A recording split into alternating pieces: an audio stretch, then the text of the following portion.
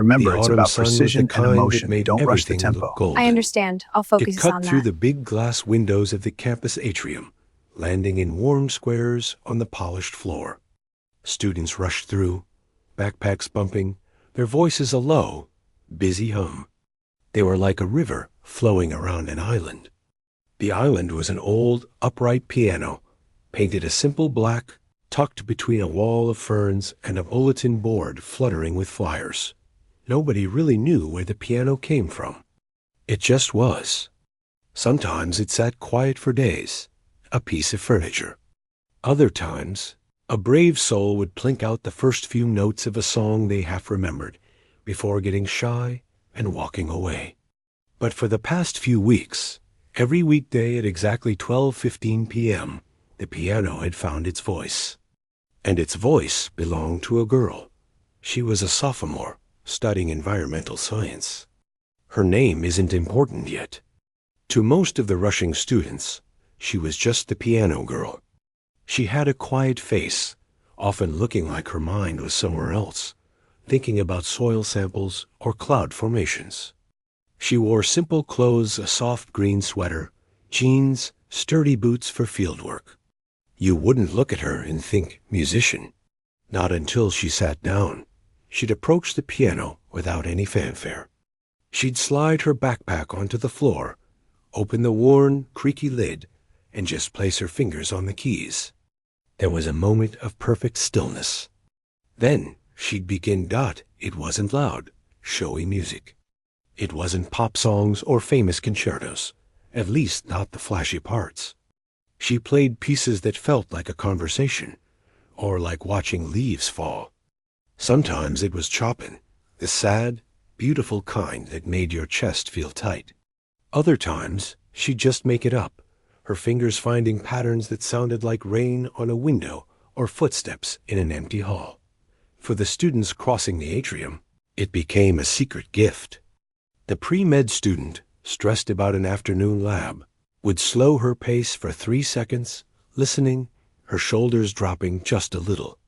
The group of friends laughing and shoving each other would quiet down as they passed, their noisy joy softening into smiles.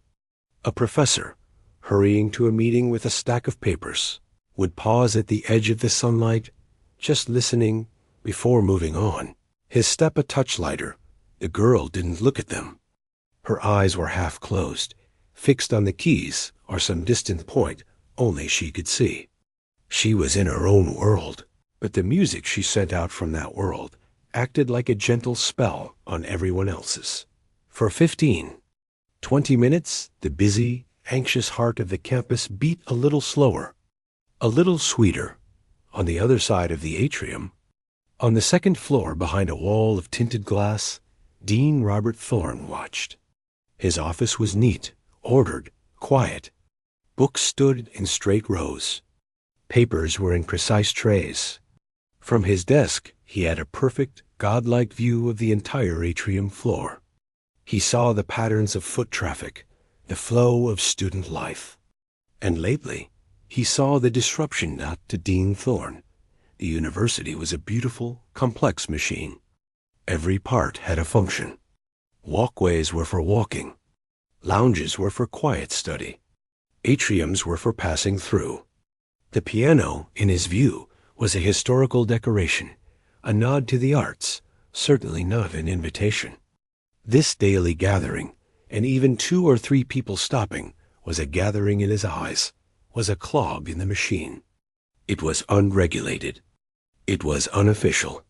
It was, frankly, a liability. What if someone spilled a drink on it? What if the playing was too loud and disrupted nearby offices?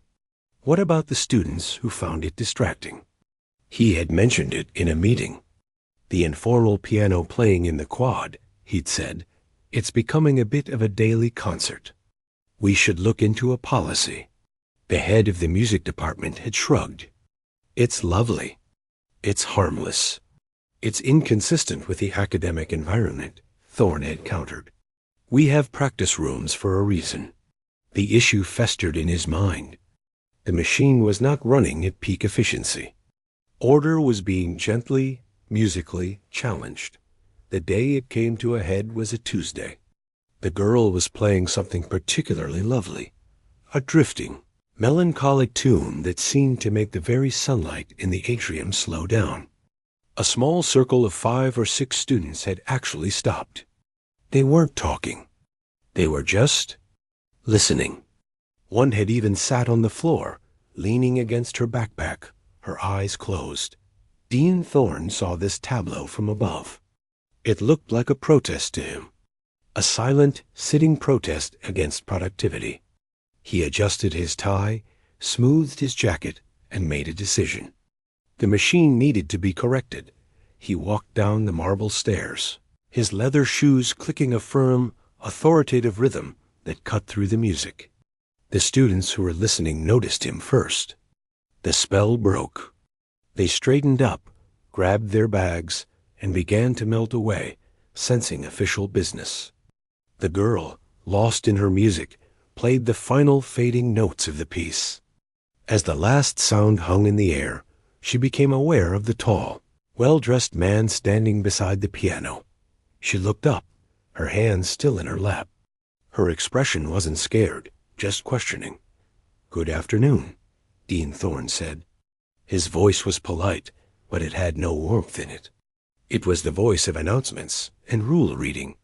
"Hi," the girl said softly.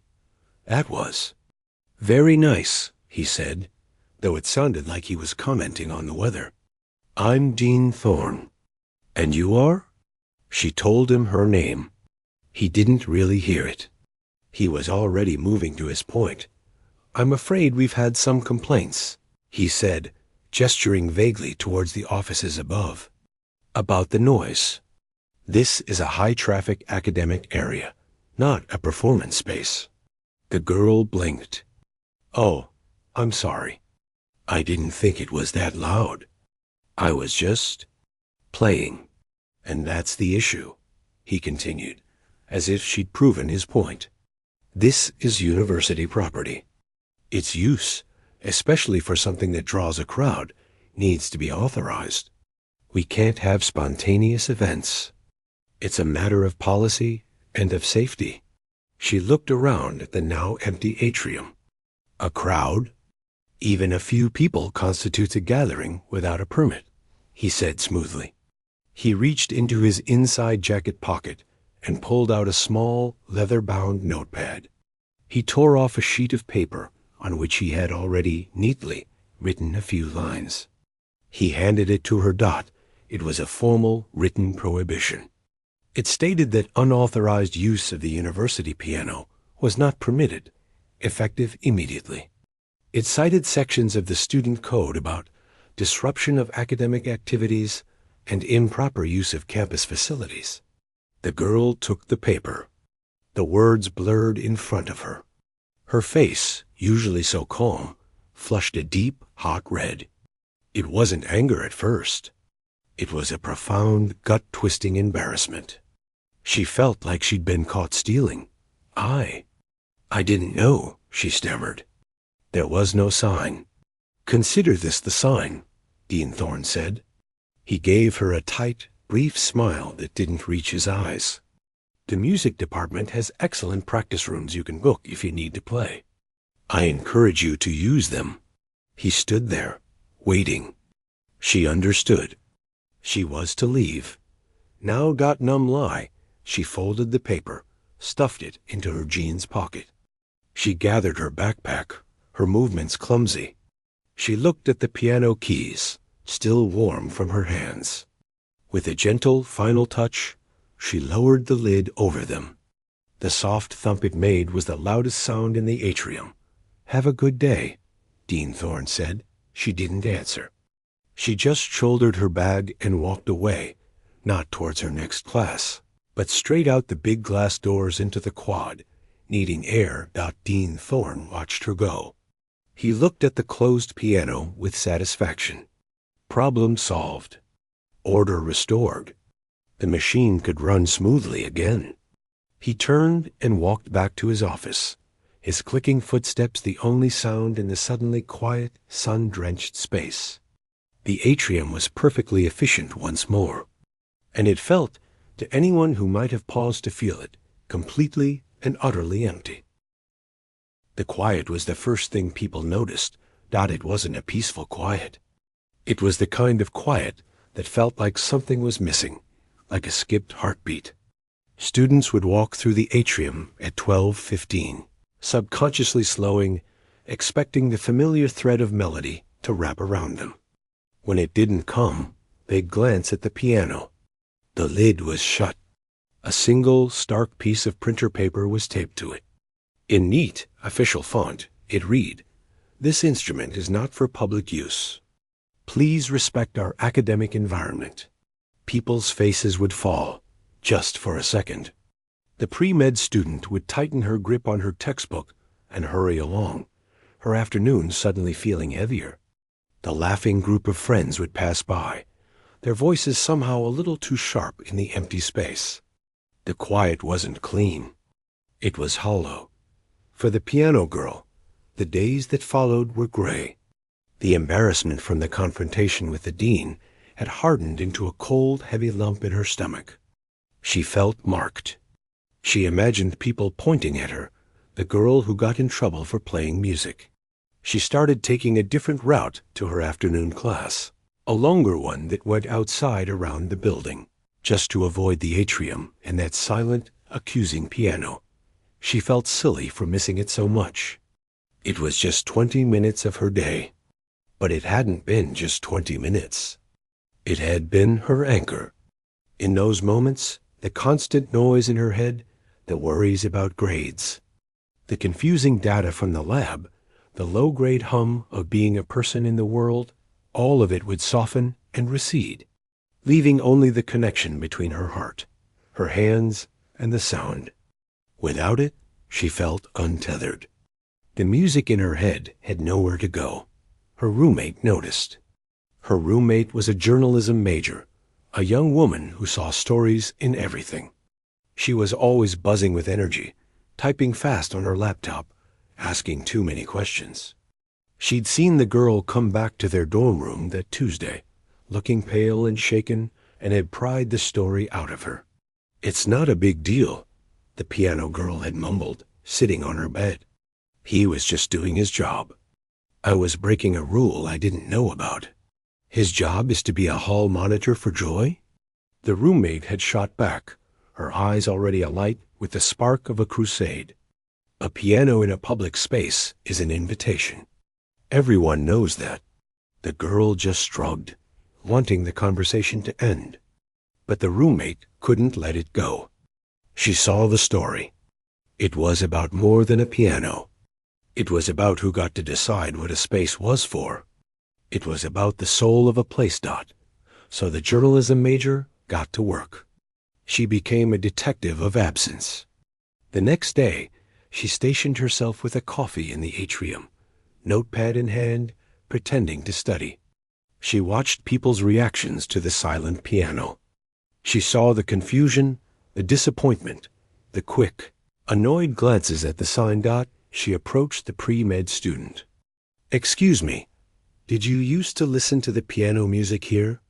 The student looked startled, then nodded. "Yeah, it was. It was a nice break. Felt human. Now it's just a lobby," she asked the professor who had paused once. He sighed. It was a moment of unexpected beauty in a routine day. "I'm sorry to hear it's been bureaucratized." She even talked to a custodian who was wiping down the tables nearby. "I liked it," he said softly, not looking up from his work. "Made the dusting less lonely." Armed with these small, heartfelt quotes, the roommate wrote. She didn't write an angry rant. She wrote a simple, observant piece. She described the old piano, the girl who played, without using her name, just calling her a student, and the specific, quiet magic those 20 minutes held. She described Dean Thorne's intervention, not as a villain's act, but as a stark example of policy overshadowing people. She titled it, ****, The Silent Piano. Who Decides the Soundtrack of Our Campus?" ****, the article came out online on Friday morning in the campus newspaper. It was paired with a beautiful, sad photo the roommate had taken. The closed piano, the official sign, a blur of students walking past it without looking got it spread. Not like wildfire, but like a slow, steady drip of water. Students read it on their phones between classes. They shared the link in group chats. Is this about the piano girl? That's so messed up. Faculty members read it and forwarded it to colleagues with notes like, interesting discussion on community space. Someone printed it out and, ironically, pinned it to the bulletin board right next to the piano. That piano girl's roommate showed her the article at breakfast. The girl read it, her chest feeling tight. You didn't have to do that, she whispered. Someone had to, the roommate said. It's not just your story anymore. Look. She pointed to the comments under the article. Dozens of them. Asterisk. I didn't realize how much I looked forward to that until it was gone. Asterisk, asterisk. Since when is music a disruption in a place of learning? Asterisk, asterisk.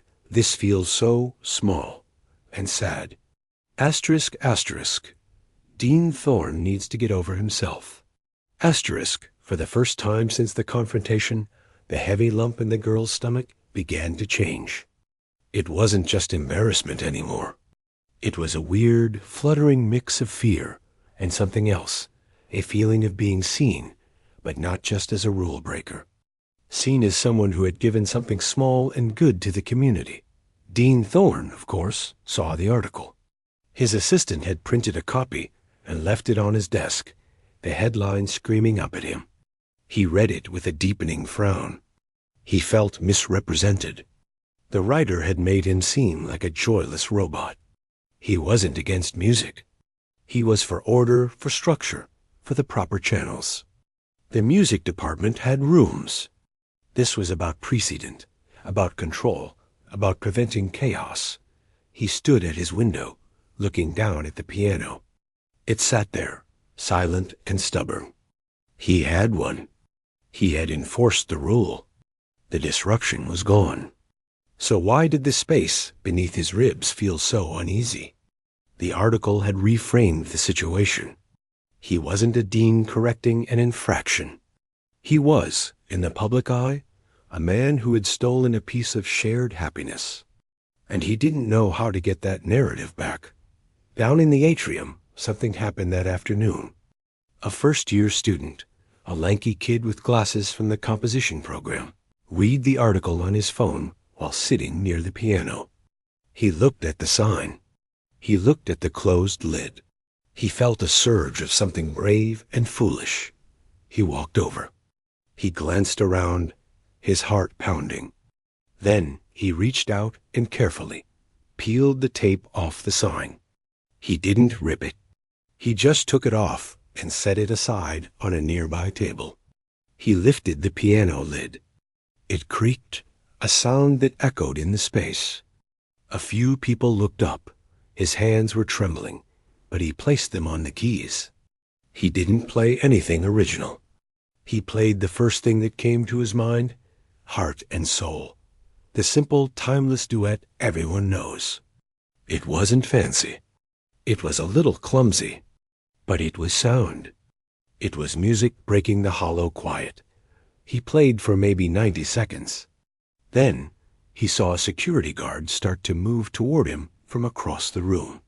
His courage vanished. He stopped mid-chord, slammed the lid shut, and scurried away, disappearing into the crowd. But it was enough. A spark had jumped the gap. The piano had spoken again, if only for a moment. The guard arrived, looked at the piano, looked at the sign sitting harmlessly on the table, and scratched his head. He taped the sign back on, but it was looser now. One corner already curling up. As the sun began to slant through the windows, the atrium wasn't quiet in the same way. A new kind of energy hummed in the air. It was the energy of an idea. The prohibition hadn't ended the story. It had only finished the first sad chapter. And now, people were starting to wonder what the next chapter might be. The silence, they were realizing, was something they didn't have to just accept. The stolen chords of heart and soul hung in the air long after the nervous composition student had fled. They left behind a whispered question that drifted through the campus. Asterisk, what if? Asterisk, the journalism major's roommate saw it all happen. She didn't chase after the boy. Instead, she watched the security guard retape the flimsy sign, a gesture that suddenly looked weak, silly even. She pulled out her phone, her thumbs flying over the screen. She posted in a dozen different campus group chats, the music school forum, the general student year group, the club for people who did nothing but share memes. Her message was simple. Saw someone play the quad piano today. Security took notice. Anyone else think that sign is more of a suggestion? What if we took turns? Just 10 minutes each. No crowd, just sound. The idea, once planted, took root fast. It was clever. It wasn't a protest with signs and shouting, which could get you in trouble. It was a decentralized, rotating act of civil beauty. A game. They called it the rolling recital. The next day, at 12:20 p.m., a young woman from the wind ensemble walked up to the piano. She had a practiced, calm air. She didn't look around. She simply moved the sign off the lid and set it politely on the floor. She sat, adjusted the bench, and began. She played a short, breathtaking piece by Debussy, Clair de Lune. It was gentle, like moonlight itself. Students stopped in their tracks. This wasn't a clumsy plink of keys. This was a statement. It said, "We are serious about this." A different security guard approached after exactly 10 minutes. The young woman saw him coming, played a final resolving chord, and stood up before he could say a word. "Can I help you?" She asked, sweetly. "The piano." "It's not for public use," the guard said, pointing to the sign on the floor. "Oh, that?" She said, "It fell. I was just putting it back." She smiled, picked up the sign, and leaned it against the piano leg. "Have a nice day." She walked away, leaving the guard confused and the atrium full of people subtly smiling into their phones. The day after that, it was a guy with wild curly hair, a physics major who happened to be a brilliant jazz pianist. He played a complex, joyful improvisation for 9 minutes and 45 seconds. When the guard came, he was already closing the lid. "Just testing the acoustics for a physics project on sound waves," he said with a completely straight face. Fascinating data. The rolling recital became the worst-kept secret on campus. A hidden Instagram account appeared, run by the journalism roommate, called at Quad Piano Watch.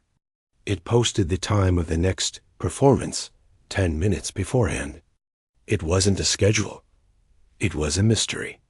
People would refresh their feeds, hoping to see a post so they could accidentally be in the atrium at the right time. The music became a daily gift, but with a thrill of rebellion. You'd be walking to class, and the air would suddenly fill with the powerful swell of a Beethoven sonata, or the catchy hook of a well-arranged video game theme. You'd stop, listen for a few perfect minutes, and then see the player neatly wrap up as the watchful security guard did his slow, predictable walk across the marble floor. It was a dance, and the students were leading. The piano girl watched all of this from the edges. She still took her long route, but sometimes she'd peek into the atrium, her heart doing a strange, aching flip.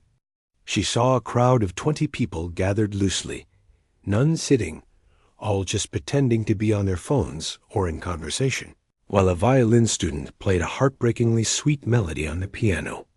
It was her music, but it wasn't hers anymore. It belonged to everyone. She felt proud and left out all at once. The person who felt most left out, however, was Dean Thorne. The machine was not just clogged.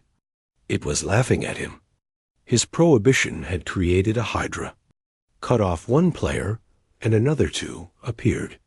He'd instructed security to be firmer, But what were they supposed to do? Tackle a student mid-scale? The players were always polite, always brief, and always gone before any real confrontation could happen. They weren't breaking a specific rule. They were exposing the fact that his rule was too vague to cover this quiet, intelligent defiance. He stood at his window, a cup of cold coffee in his hand, and watched the daily spectacle. He saw the way students' faces lit up when the first notes played. He saw the small, spontaneous community it created for 10 minutes at a time. He saw the security guard, a man named Phil, who Thorne knew had a granddaughter who played recorder, standing off to the side. And one day he watched Phil. The guard wasn't scowling. As a young man played a bluesy, soulful tune, Thorne saw Phil's foot, just slightly, tapping. Just once. Then Phil caught himself, stood straight, and wiped the emotion from his face. That tiny human tap of a foot was a needle in Dean Thorne's bubble of certainty. It punctured it. These weren't anarchists. They were kids sharing music. And even his own employee felt it, the pressure built in other ways. A senior professor in the history department, a formidable woman with a no-nonsense reputation, emailed him. The subject line was, "Re the Atrium Piano."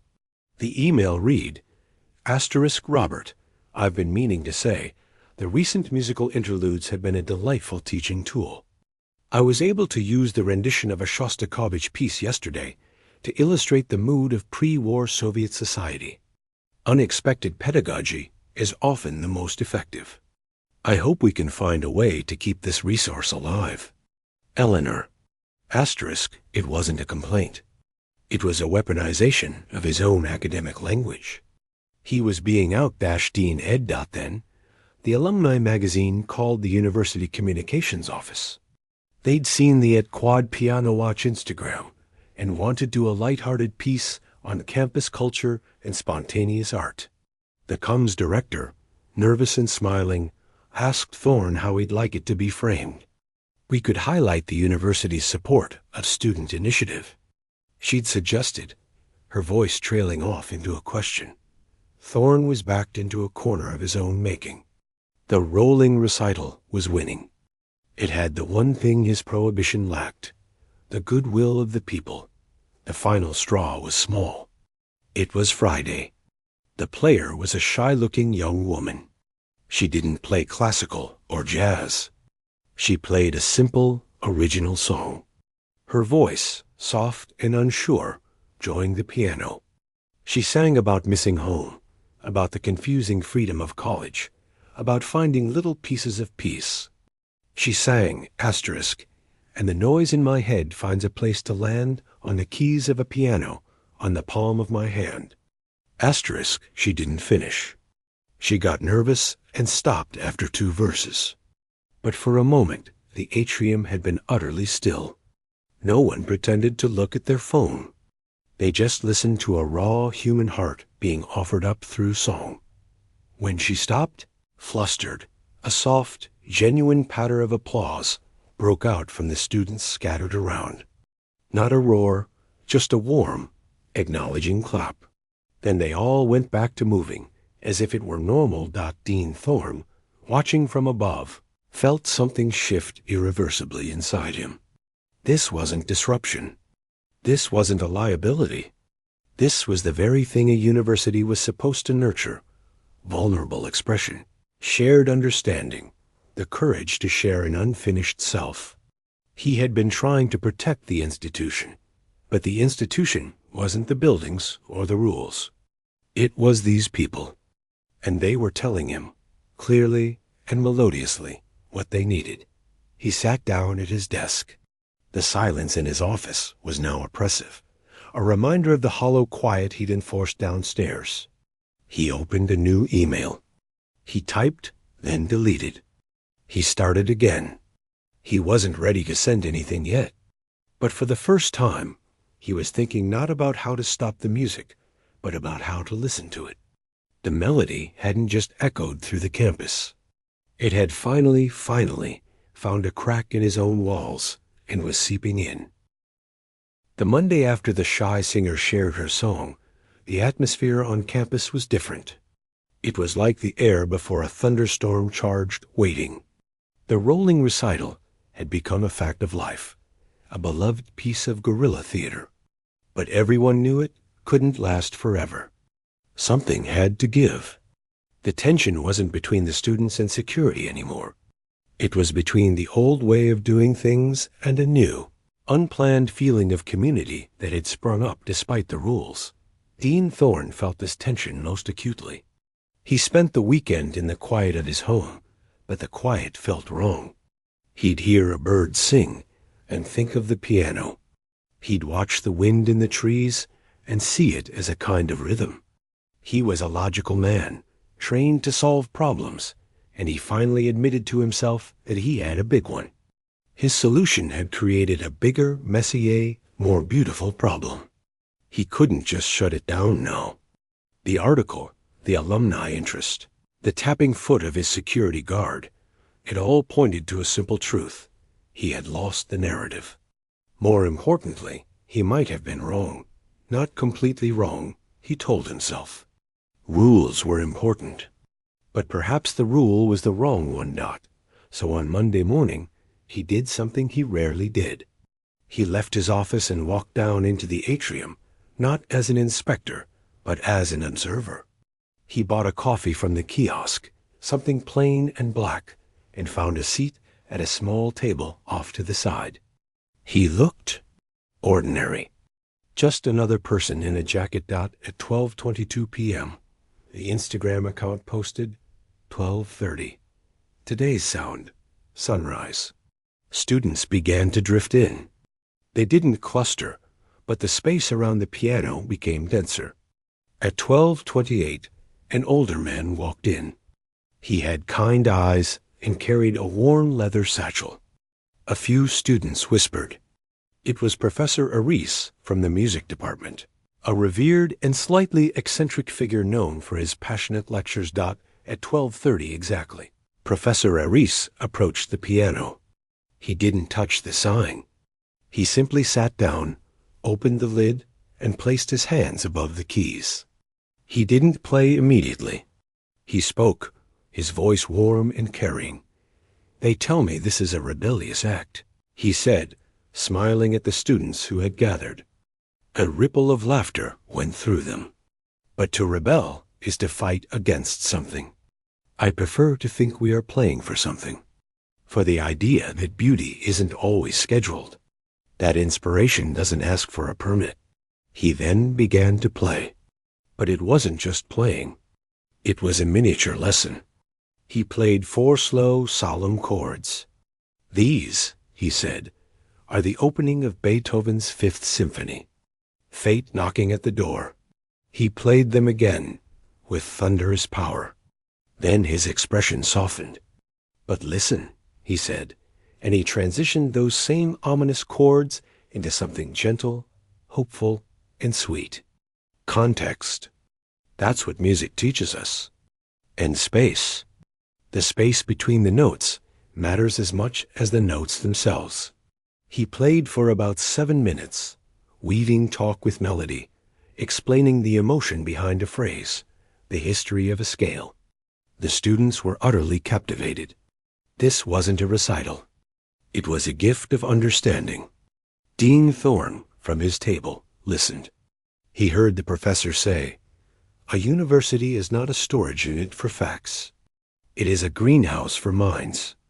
And what grows in a greenhouse needs light and water, and yes, sometimes, a little unexpected music."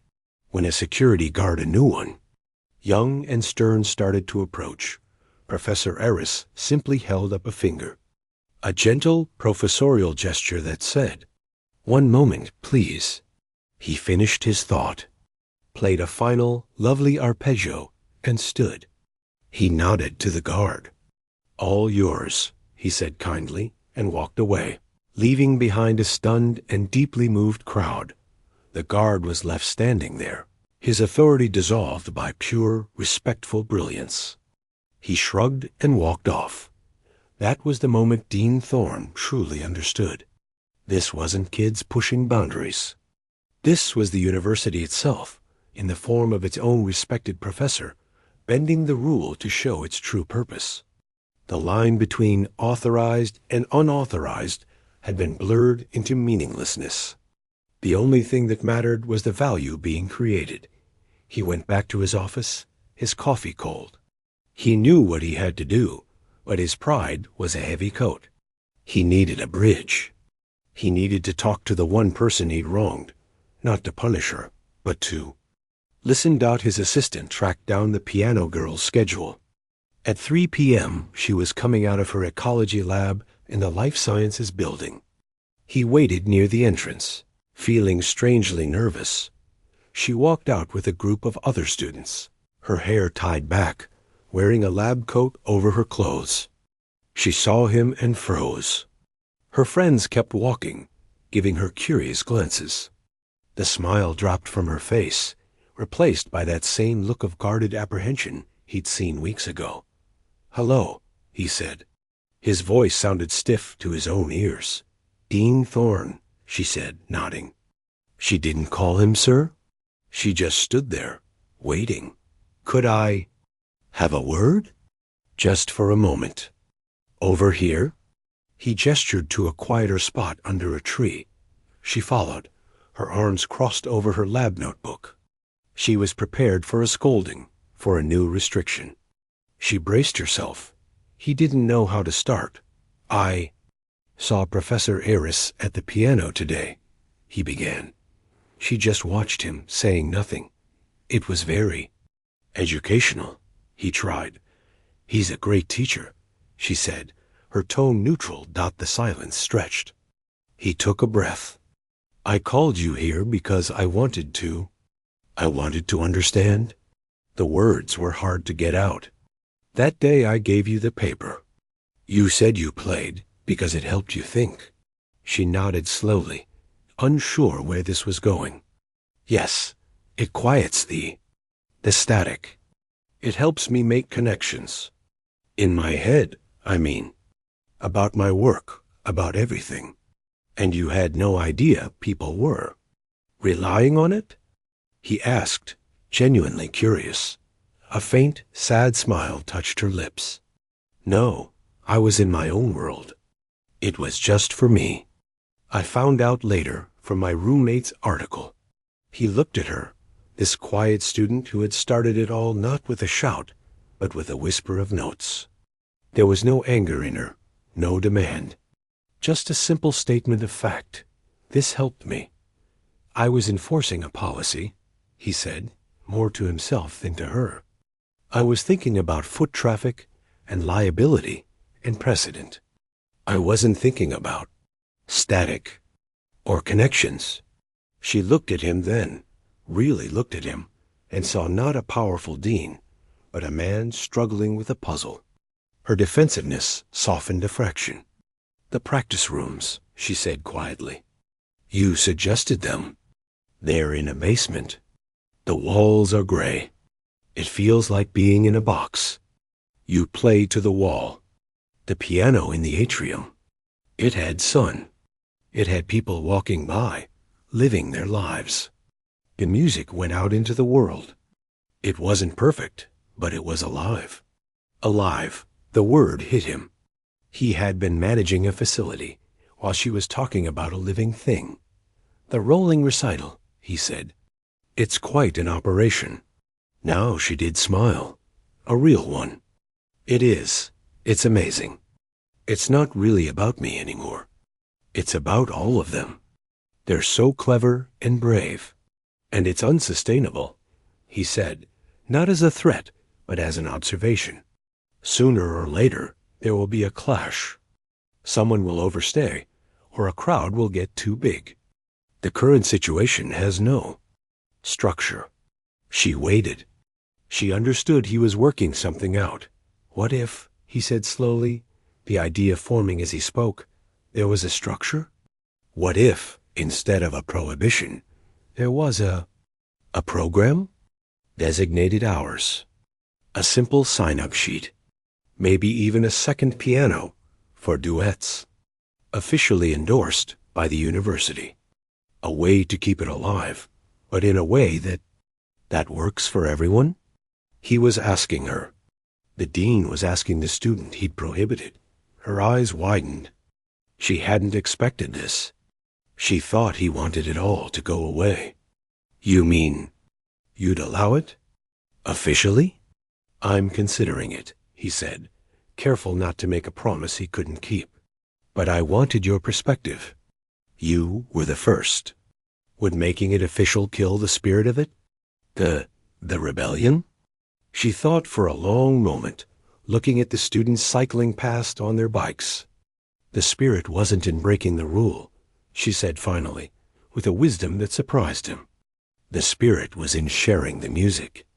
The rebellion was just how we had to do it because the door was closed. If you open the door, the spirit could just walk right in. Dean Thorne felt a weight lift from his shoulders. She had given him the answer he needed, and the bridge he'd been looking for. Thank you, he said, and he meant it. You've given me a lot to think about. He turned to go, then paused.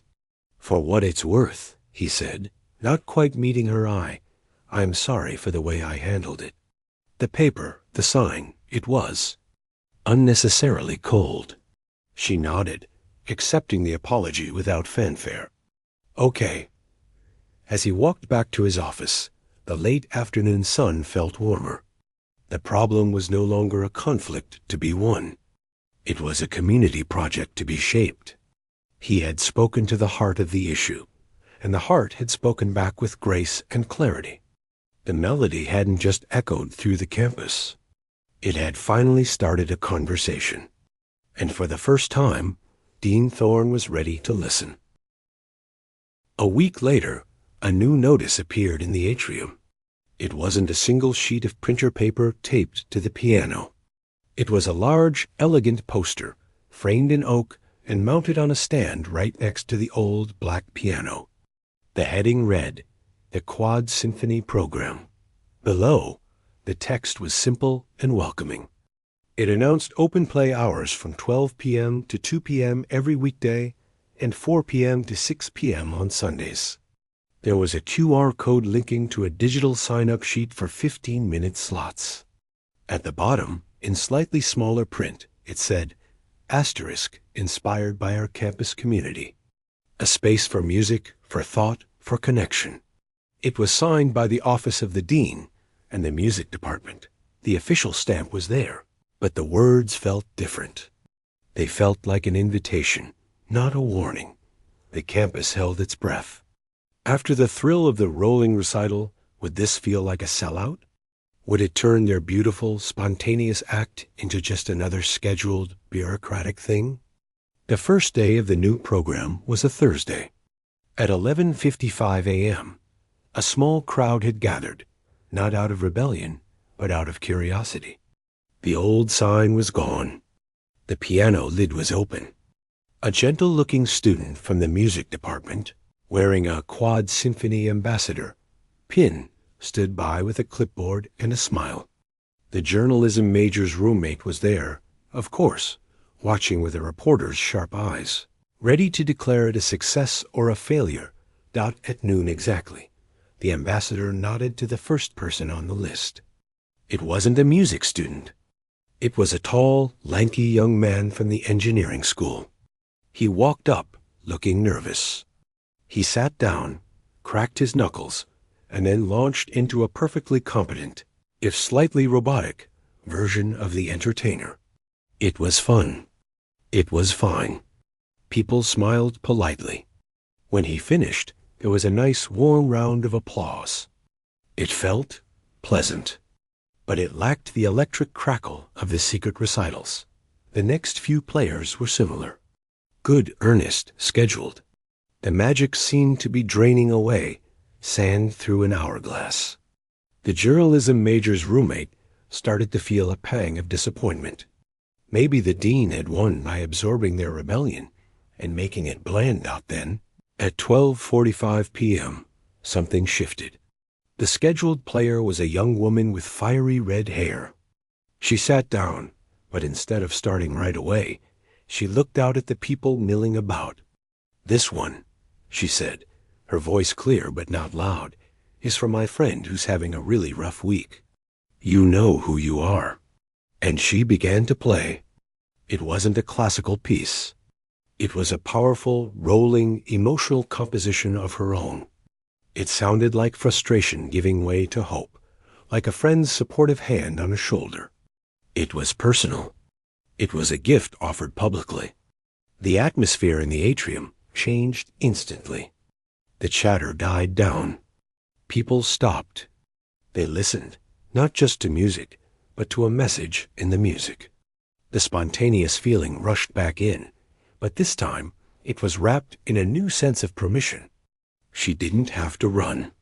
She could pour her whole heart out for her full 15 minutes. When she finished, the applause was louder, fuller. The connection was back. This became the new pattern. The structure was just a frame. What people put inside it, that was up to them.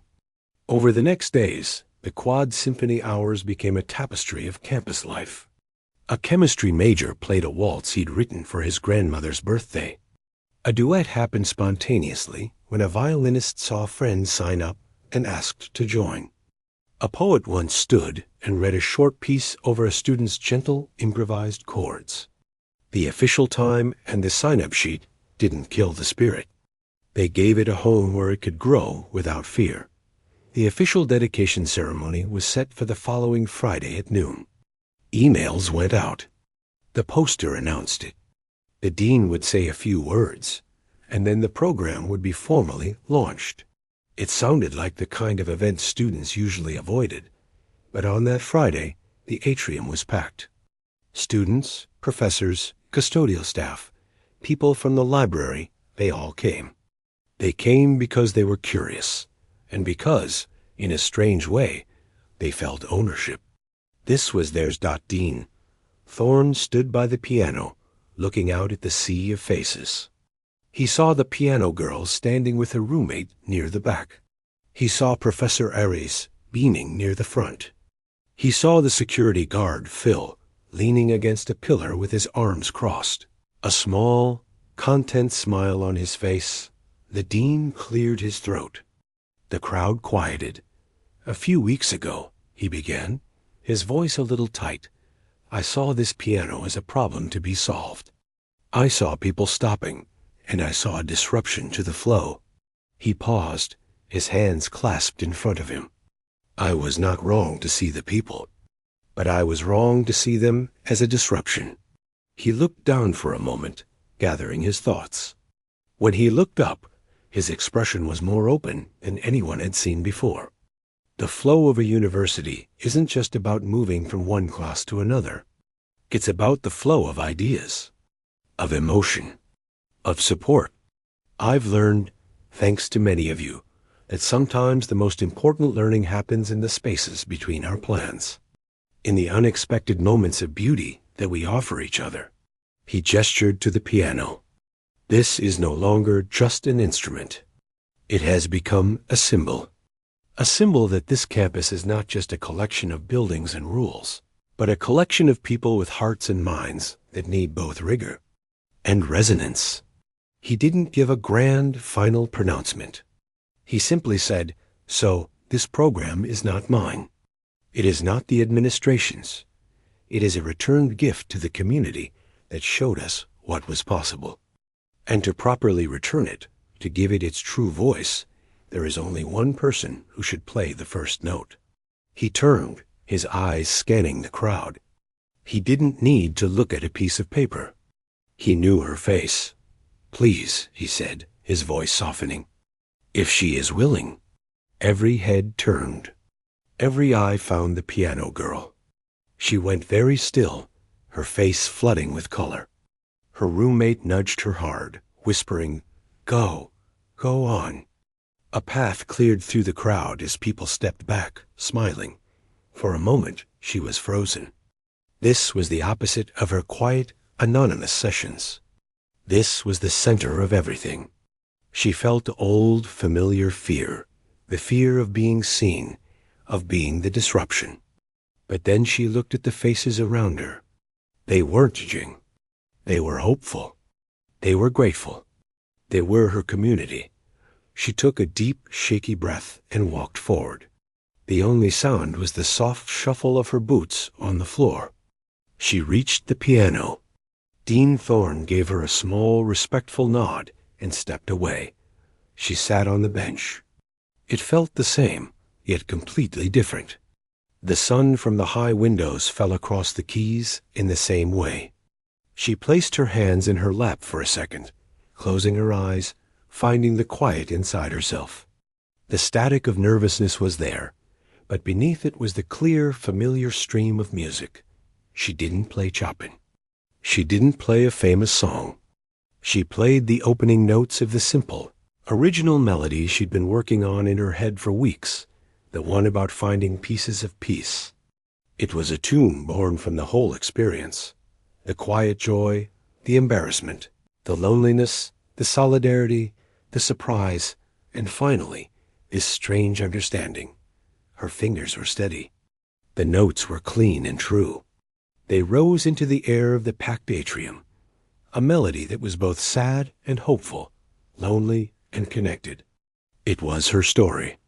And as it echoed up to the glass ceiling and wrapped around every listening person, it became their story too. The story of a space they had fought for, not with anger, but with persistence and beauty. She played for 3 minutes, maybe 4. It wasn't long, but it was complete.